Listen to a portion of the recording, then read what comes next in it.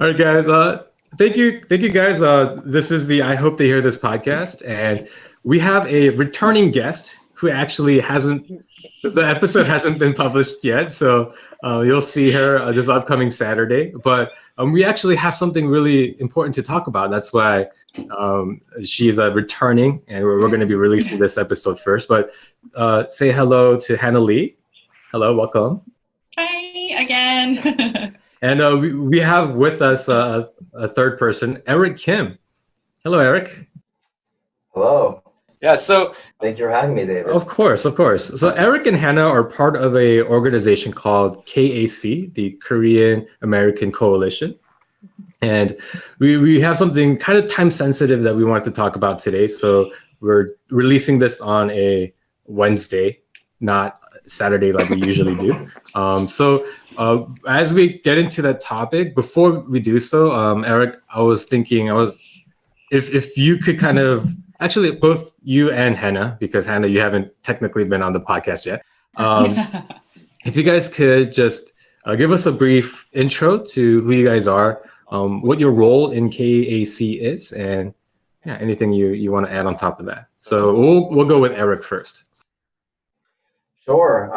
Well, the Korean American Coalition, we have chapters around all over the country, and it was birthed out of an effort to rally the Korean American community together to really push forward civil liberties, civil rights, civic engagement, and just participation in general society. Make sure that someone's looking out for the Korean people. Basically, if you think back to the LA riots of the early 90s, that was kind of a big kind of turning point for the Korean American community when we realized there was no one that was really fighting for us, advocating for us, and we realized we needed to get organized. So that was kind of the heartbeat behind it. Each chapter kind of does its own unique thing, but for our Atlanta chapter, or Metro Atlanta chapter, I should say, our mission specifically is to amplify Korean American impact by creating a more interconnected Korean American community. So kind of long, but essentially what we're trying to do is bring together our community as much as possible. There are a lot of people doing great work in that Korean American identity, but a lot of times it feels like it could be bigger or more impactful if they were just more well connected and more coordinated with other people or organizations around the community. So what we want to do is try to bring as much coordination, interconnection, and just visibility to a lot of those efforts, so that we can really impact our community for the better. Especially for something like what we're trying to do now with the census, we want to rally our community together. So that's KAC and KAC Metro Atlanta. Sorry, did you ask how we got involved as well? Oh, and kind of your role in KAC. Oh, gotcha. I am this year the president of our chapter. Okay, so as a president, what is your duties and roles within KAC? That's a great question. Still figuring it out. I'm pretty new to the role, but I mean, I just try to oversee everything. We have a lot of different ideas and projects that we want to do. We also have 8 board members. And so I guess my role would be to try to coordinate, what it would look like for us to move forward this year as a team, but also reach out to other groups in the community and try to establish relationships and, just try to move things along as much as I can. Gotcha. And Hannah, you're also part of KAC. Do you want to kind of explain to us your role and what you do? Yeah, so I'm on the executive board as well. I'm this year's secretary. And so part of that is just like maintaining communication with like the e-board and then the rest of the board members. So kind of like more admin related tasks. But just kind of in terms of a support role of executing all the things that we kind of have going on and planned for the year. So just being a part of that teamwork. Gotcha. And so you kind of talked about how the genesis of KAC the LA riots? Technically, the KAC was founded in 1983, which was 9 years prior to the LA riots. But I think the LA riots was when the momentum really built in Los Angeles and beyond. Fun fact, I actually immigrated from Korea to LA 2 years after the LA riots. So when I moved to LA, even as a kindergartner, I think I felt the reverberating effects of the LA riots, what it did to the Korean American community. So just for people who might not be aware of what the LA riots were, it was after the Rodney King verdict. The African American community. So there was always kind of racial tension between the Korean American community and the African American community, right? So riots broke out, and if you don't know, in Korea, men are they're legally obligated. There's mandatory army service. So a lot of the small business owners that were Korean American in LA, they knew how to handle firearms and things like that. So it was almost like a war zone that happened. A lot of violence happened, and the Korean American community felt like they were very, I guess, attacked, right? And we felt very vulnerable after the fact because we realized that something like this could happen. And so, like you were saying, it is important for minority groups such as Korean Americans. At the time, not a lot of them even spoke English, right? So, I think the importance of organizing and coming together as a minority group is really evident and obvious. And so you guys kind of briefly talked about what you guys do in an overall level, but are there any specific things that you guys do, any programs or any events that you guys lead? Absolutely. We have some new initiatives this year that we're trying to do. Obviously, a lot of our planning that we might have had a couple of months ago has changed in light of the pandemic, but I think there's still things that we can do. For example, we were planning this year to launch a partners program where we start to kind of collect, not collect, but gather various organizations and community leaders to be partners with KAC so that we can work together on various efforts, whether it be civic engagement, whether it be helping Korean folks fill out their naturalization paperwork from green card to citizen or anything like that. And so we were planning on launching that, having a big launch party, things like that. We do, part of our regular programming is, part of it is social. We put together like happy hours to try to get people together, meet people, invite different community leaders to try to gain their perspective and help, not just like president meet another president, but like board members interacting with board members and just like really building a meaningful relationship with different community groups. So a lot of it is just kind of a community organizing. We do have an end of year kind of annual gala dinner. This year it's hopefully will be in November. So we do something like that where we just pick a topic and get people together in a room and share. So we have those things, but also on the other side we have civic engagement efforts, which is like getting people to vote, getting people to participate, and especially right now we want to focus on the census, which the census day is coming up on April 1st. And so I think when this podcast comes out will be the day that we're going to make the biggest push to try to get people to participate in the census. But, that type of thing we are trying to push as aggressively as possible. I see. So, oh, sorry, Hannah, did you have something? I think just a quick thing. I think like maybe to tie it back actually to what you shared, David, because I really appreciate like you just sharing the like details of the LA riots and the like context of kind of how KAC came to be, because I think that is a landmark event that we talk about as an organization a lot. And so like I know Eric kind of went into the details of the things that we do in our programming and events, but again, like we are an organization to like serve the Korean American community, and we are pretty adaptable actually to what that looks like. So civic engagement is obviously a big pillar for us because that makes sense in terms of, right, like impact of the Korean community, like has to happen kind of at that level with with voting and, right, again, like something like the census, which is having the like members of the community be counted and be seen by like the federal government. But again, like I really like that and appreciated that you like mentioned the detail kind of about like it was when Korean Americans felt like probably the most disempowered and also like not protected by the government, that KAC really kind of gained traction. An organization like KAC got traction. So again, like we have all these programming and events, but again, like our mission is to really empower and increase the impact of our community. So we are like very flexible in what that looks like, and like continuously molding and growing and doing as we fit to that mission and vision. Yeah. No, I would definitely agree with that. And just to piggyback off of those thoughts, I think like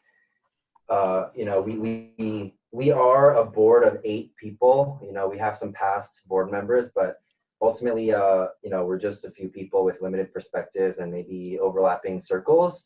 And so since we are on a podcast, I just want to say if there are Korean Americans that you like are listening and feel like there's a need in the community or something that's missing, or you want to get involved or figure out a way to volunteer, like I'd definitely say reach out to anyone that on the KAC board, whether Hannah or myself or anyone else. And we, like Hannah said, like we're pretty flexible. We want to see what energy is out there of what people are trying to do for the community and build off of it, rather than trying to prescribe exactly what we think it looks like, because I think we don't know exactly what it should look like. And that's purposeful, because I think like we just try to align ourselves to the mission. So that's awesome. That's awesome. So that was a long answer to your question. No, that was the answer I wanted. I wanted a lot more information, right? So, but you guys talk a lot about how you want to empower the community. Does that, because when I see you two, you guys are, either 1.5 or second generation Korean Americans, right? Do you guys have services for the first generation that might not have a solid grasp on the language, the English language? Yeah. So for example, we get a lot of information, and as 1.5 or second generation, we are probably closer to sources of information, more easily able to interpret that information and sift through what's what. And so part of what we try to do is get information and distribute it through Korean media channels. So we have a few contacts within our board that are very well connected to the local Korean in-language media. And so they'll go out and go on the radio show, or provide information to a reporter for an article, or different things like that.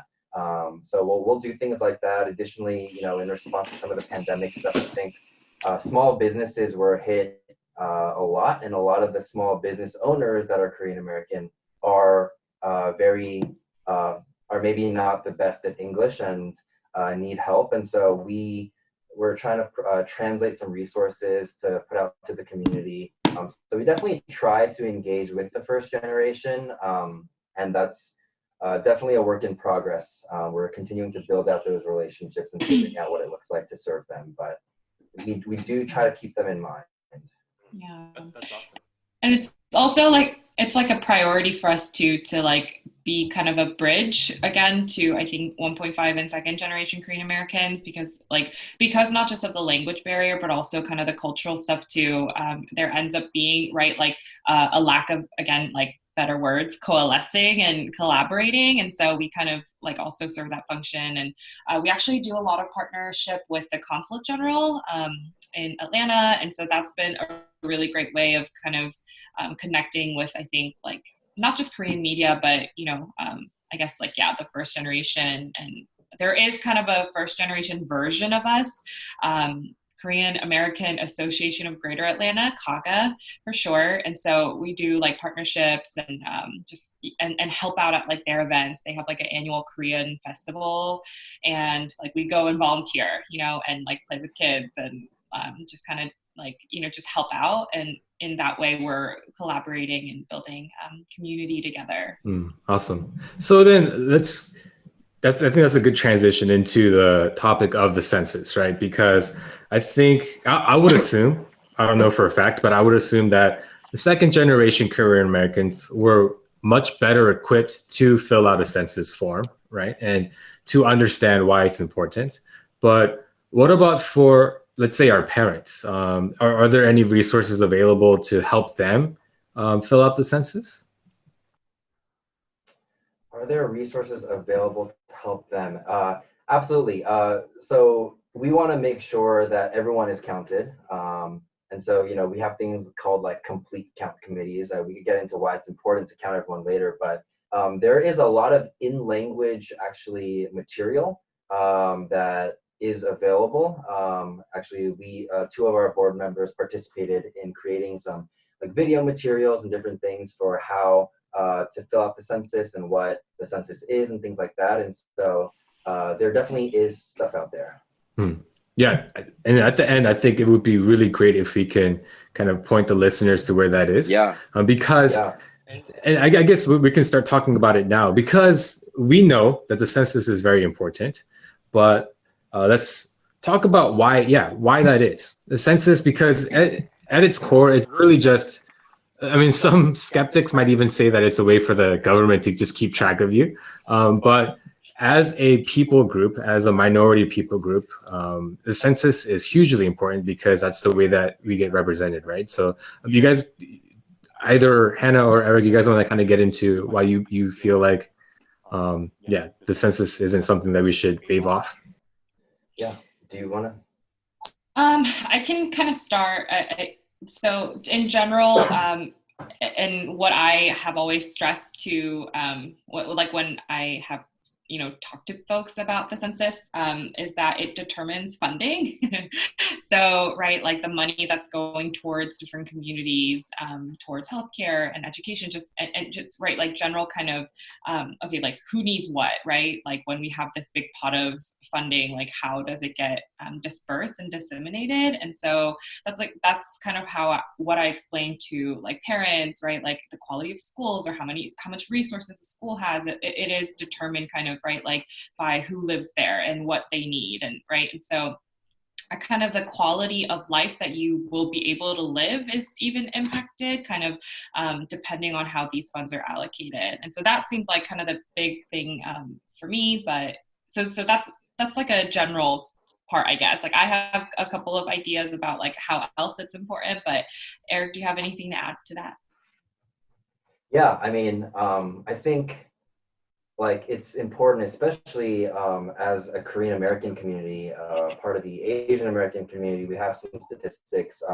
Like in 2010, 74% of people participated in the 74% of households, I think, participated in the census, which obviously is not 100%. But the thing is, it is not evenly distributed across and racial groups that participate less. So when you think about, make it real, like in Atlanta, you might have, like Duluth, which is a lot more Asian, and like Doraville, different areas like that. And then like census, for example, will directly determine the number of representatives in a given state. And so your districting will change based on your participation. And if all the Koreans in Duluth are not participating, then we're going to be undercounted, and our chance of getting a more, a more concentrated space for a representative will decrease. And so it's important. I think the Census Bureau put out information that Asian Americans are, and I'm reading off a resource that was provided, but 55% of Asian Americans say they will not fill out the census form, which is the lowest amongst racial groups. 38% of Asian Americans say they're not familiar with the census. That's the highest of all racial groups. 32% of Asian Americans express data will be used against them. That's also the highest amongst racial groups. 53% of Asian Americans believe that the census information would benefit them personally, and that's the lowest. And so in all the categories, like it's kind of a uphill battle for Asian Americans, and definitely Korean Americans included. And so, we want to make sure that we're fully counted, but we have several challenges. Maybe we can get into that later or talk about that now. I'm not sure.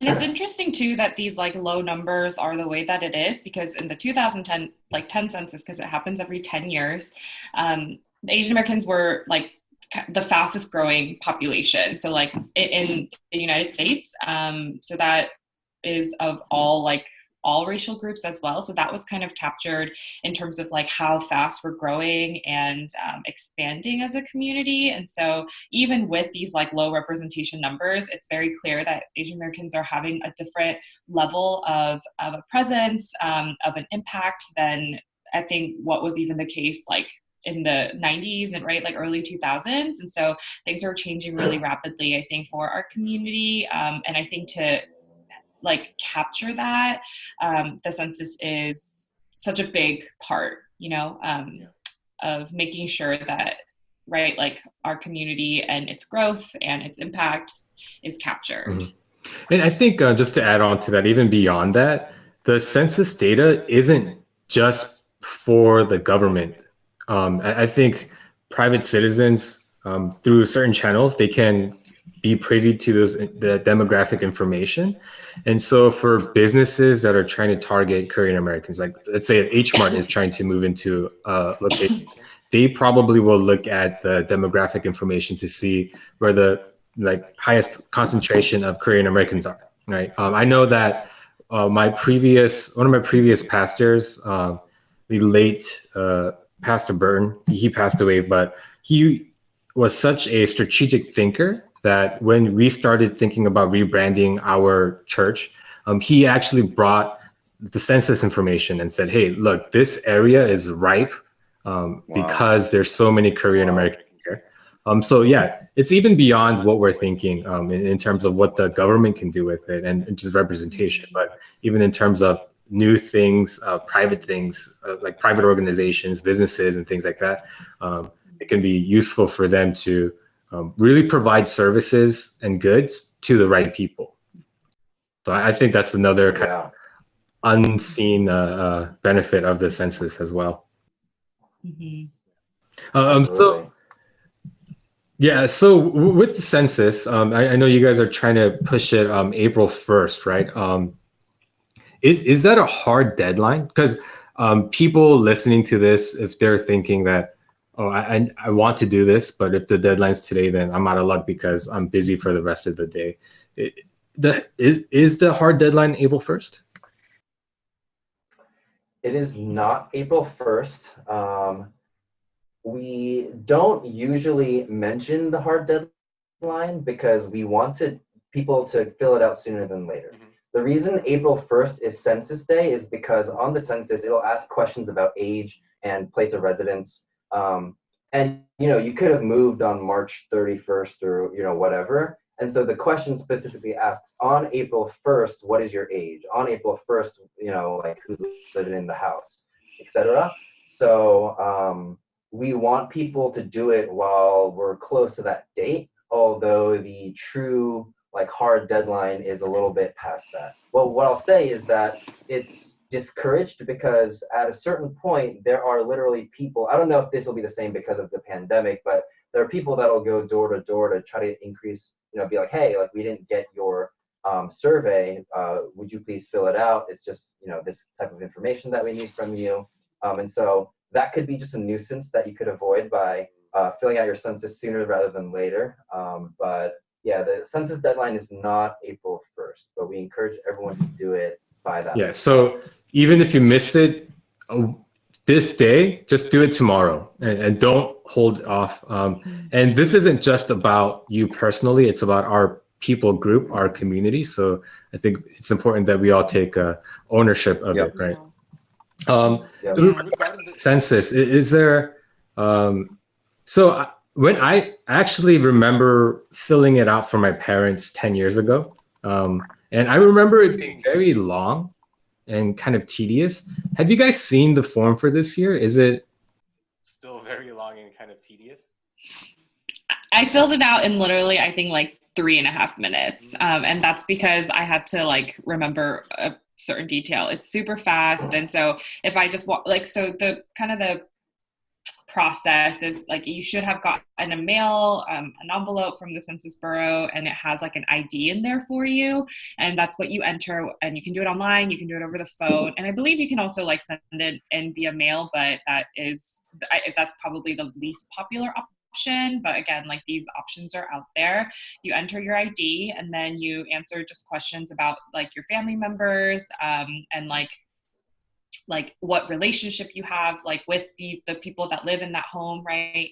And so yeah, and then it's very, very quick, and it's offered again like in Korean, in right like English and many other languages. And so again, I think that makes kind of the process also go faster. So yeah, I think I've never heard, at least for 2020, it taking anyone longer than 5 minutes. okay? Great. So there's really no reason why anyone should be discouraged from Right. doing this. Correct. Right. Correct. And one additional thing I'll say to that point is one point that is a point of kind of fear and discouragement is that, for example, there are undocumented Korean Americans or varying immigration status. And I think there might be concerns that, like the question I mentioned, like this information will be used against me, especially if you're undocumented. Of course, you're going to feel like, you're putting a target on your back if there wasn't one already. So, the census information is not allowed to be shared in a disaggregated state outside of the Census Bureau, and every single employee of the Census Bureau is kind of beholden to that law.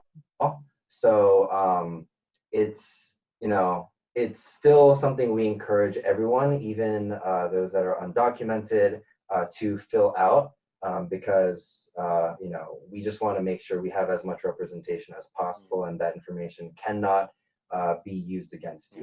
And there's actually no questions on the census about immigration status, so that's not even something like again, I think that's a really great point, because again, I think it is a point of fear and contention, and right, and that those anxieties are very like real for undocumented Korean Americans, Asian Americans, but there's not even a question about your immigration, like your status. So I think that was a really good point to just make it like frank out there. Right. Mm-hmm. And when you say they're not allowed to show the data disaggregated, that just basically means that whatever data is used, you're going to be represented by a number, right? You're going to be a 1, right? And so there's really no identifying information in that data. So even if you're not undocumented, right, and you're just worried about privacy, it's not really gonna, there's gonna be no issue of getting your private information out there anyways. So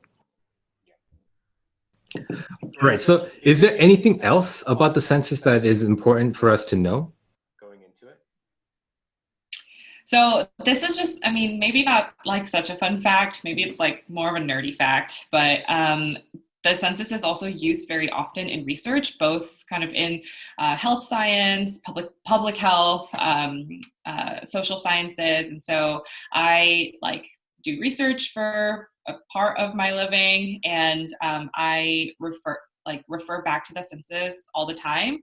Because again, it's, kind of a government implemented document, data set, like what have you, and that determines kind of, right, like what we're able to say about the population. So I research Asian Americans and mental health. And so whatever I'm able to kind of say about like my data set in context to the larger US population, then I think research is able to be strengthened if there is kind of like data that's supported by the census as well. And so, right, like, and it is kind of, I guess, more of an indirect way, like it's like a trickle down. It's not that the data or the numbers from the census are used for like research in particular, but if you're able to say like this amount of people like live in this country, right, and are experiencing XYZ things, and like my research captures like a little bit of that, research again, like like influences policy, it influences practice, influences, you know, like education and like healthcare and like all of these things, right? So there is this like trickle down effect, because the like research that's published in my field is what, again, like goes back around to like government officials when they're thinking about allocation of like mental health related resources, right? And so if they don't know that there are an X number of Asian Americans like living in Atlanta, there's no reason for them to allocate funding for like a community mental health center that's dedicated to Asian American mental health here, right? And so again, like, but that data, or kind of that like presence is strengthened by the census. But again, it like the data from the census also influences kind of like, I think these, again, sectors. And I know you mentioned a private one, and I think that was a great example of like an H Mart, you know? But again, kind of in even this like academic and like university level space, and how it then turns around to, you know, impact like policy and like all these other things, is yeah, I think kind of it emphasizes how important it is. Yeah, great. Yeah, so I mean, we've given people all the reason to fill this out. It's super easy. It's important to get our community, our people represented. There's going to be benefits for us, maybe not immediately, but down the line, there's going to be benefits for us directly through, you know, some of these policy changes that might happen and things like that. So the message here today really is just go out and fill out the census. Get your parents to fill out the census. Help them do it. If you're not in a place where you can help them, there are resources out there. Do you guys know offhand where they can go to get resources to do the census in Korean language? There, maybe I could point you to a link. I don't know the hyperlink offhand, but there is a whole website dedicated to that. Yeah. Okay. Well, I'll definitely link that as well in the descriptions of this podcast. So there's really no reason, guys, why you shouldn't do this. And if you're watching this or listening to this and you're not Korean American, you should still fill out the census, because we want the best, most accurate numbers that we can get, right? So yeah, everyone go fill out the census. And guys, as KAC, you kind of alluded to this in the beginning. If someone's listening and they want to get involved and you know, maybe participate in events or things like that, what's the best way for them to contact you guys? You could email us at kacatlanta@gmail.com, and someone will reply to you. You know, if you have any questions or thoughts or anything, please reach out. Or if you just know one of us personally or someone on the KAC board personally, feel free to reach out. Happy to talk.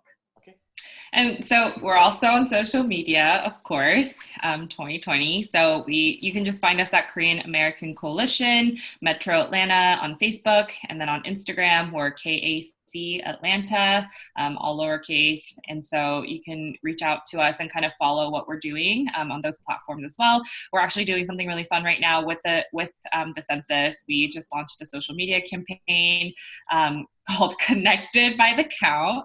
And the idea behind that was, right, like we're kind of in the season of quarantine and being disconnected, right? But again, we wanted to bring a sense of that connection and community by participating in the census, and people have been like sharing like fun pictures. I shared a video of me baking of like what I've been doing at home, like what we've been doing at home. But to say, you know, like we're kind of stuck at home, and these are the fun things we've been doing. But like, guess what else? Like I've done, you know, like I've also filled out the census, and so just kind of finding fun ways to connect with people on social media, but also again encouraging folks to fill out their census. Yeah. And this is maybe like an additional kind of like caveat, but I think I have heard personally some concerns about like, oh, I think I threw that like letter away, because it first comes in like an envelope. And so there are like more things that should be sent to your mailing address, even if you have like lost your initial document. I believe there are designated days where the borough will send out kind of a blue postcard, and that has your census ID on it. It has the website that you can fill it out in. It has the number that you can call. And so I feel like I've heard that a couple of times, like, I'm pretty sure I threw that away. Like, how else can I act? Like, how can I do this, if I did that, right? So for whoever is listening out there, and you've also thrown yours away, I'm sure by accident, there are other materials coming your way as well. So yeah, just wanted to add that on there. Yeah, awesome. Great. So yeah, no, thank you guys so much for being with us today. That was really, really good information. I'm hoping that especially the Korean Americans out there who want to get involved will reach out to you guys, and that just really anybody listening now has all the reason in the world to go out, fill out the census. And it's really important to do it more so because, like you said, it only happens once every 10 years. So if you miss it this time, then you're going to have to wait another 10 years to be represented. So guys, please go out, fill out your census. And yeah, thank you guys for listening, and we'll talk to you next time. Bye. Wow.